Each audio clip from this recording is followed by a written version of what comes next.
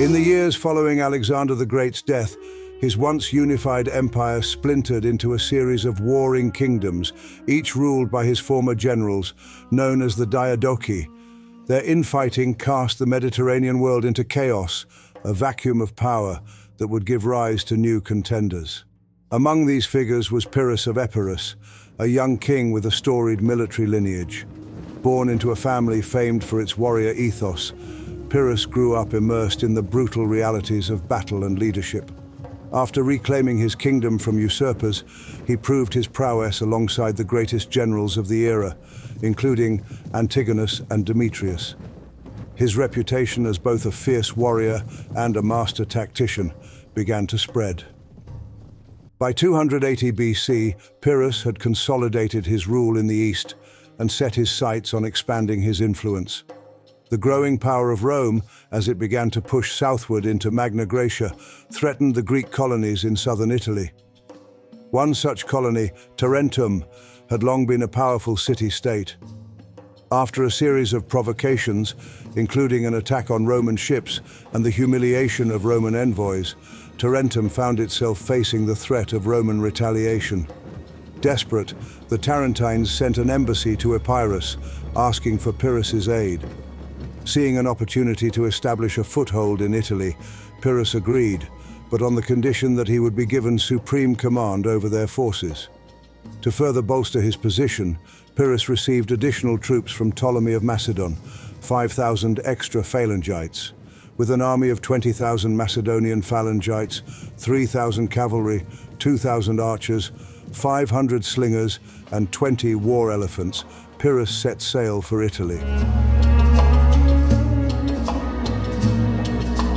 Upon landing in southern Italy in early 280 BC, Pyrrhus immediately began militarizing Tarentum and consolidating his position. Meanwhile, the Romans, under the command of Consul Publius Valerius Laevinus, also prepared for war. Laevinus led a force of 40,000 men, marching directly toward the Greek city of Heraclea, aiming to engage Pyrrhus before his allies could reinforce him. As the Romans advanced, they raided the countryside, pushing southward to force a confrontation. The two armies met near the banks of the Siris River, where Pyrrhus had arranged his forces in a defensive posture. His army, a formidable mix of the Macedonian phalanx, allied Greek troops, and war elephants, stood ready. On the flanks, the famed Thessalian cavalry, known for their speed and maneuverability, waited for the signal to strike. Pyrrhus, experienced and methodical, planned to hold his ground until reinforcements arrived, intending to exploit both his superior numbers and the terrain. The Roman army, under Consul Laevinus, formed up in its standard manipular formation. The eager Hastati formed the front line, supported by the more seasoned Principes behind them, and the hardened Triarii in reserve. At the forefront, the Velites, light infantry equipped with javelins, prepared to screen the Roman advance. On the wings, 2,400 Roman cavalry stood ready to counter Pyrrhus's cavalry threat. As dawn broke, both sides understood the gravity of the battle to come. Though Pyrrhus preferred strategic maneuvering, Laevinus sought to seize the initiative.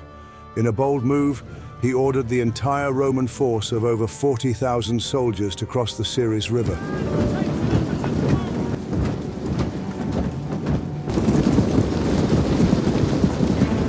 Pyrrhus's light infantry skirmishers pelted the advancing Romans with arrows and javelins, hoping to slow them down. The Roman vanguard pressed forward undeterred, their disciplined march accompanied by the deafening roar of thousands of men wading through the water. To their left, Roman Equites cavalry, having crossed upstream, smashed into Pyrrhus's missile units, scattering them in disarray. Realizing the river defense was collapsing, Pyrrhus acted swiftly. Riding at the head of 3,000 elite Thessalian cavalry, he charged directly into the Roman light infantry vanguard, halting their advance and giving his phalanx time to form its deadly wall of pikes.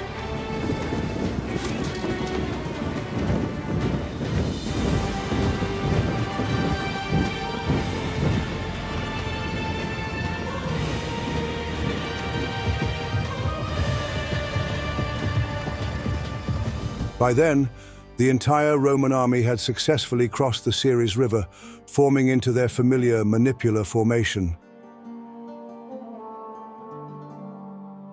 The Roman hastati soon reached the Epirote line. Their superior armor and discipline were evident as they clashed against the dense ranks of the Greek phalangites.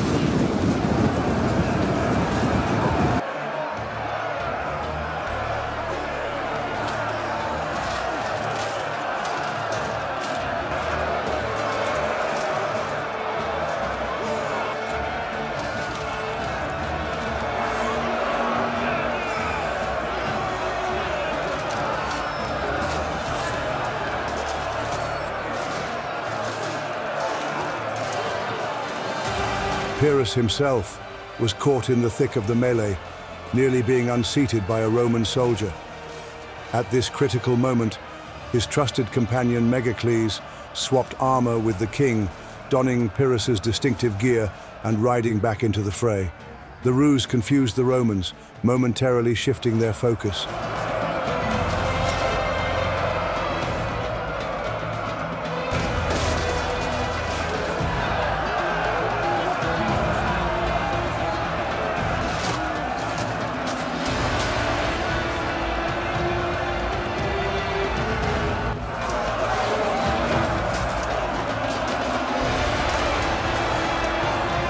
Despite the fierce Roman assault, the impenetrable wall of pikes slowly began pushing the legions backward toward the river. The Romans fought with tenacity, but they struggled to penetrate the phalanx or find an opportunity to outflank it.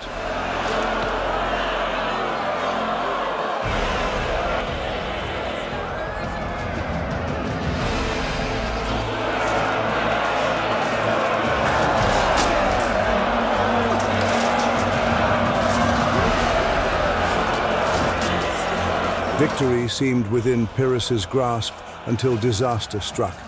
Megacles, wearing the king's armor, was slain by a Roman soldier.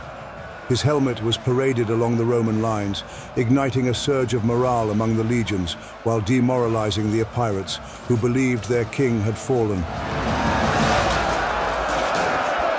Sensing the danger, Pyrrhus galloped up and down his lines, shouting to his men that he was alive and rallying their spirits. With morale restored, he unleashed his war elephants, which had been kept in reserve.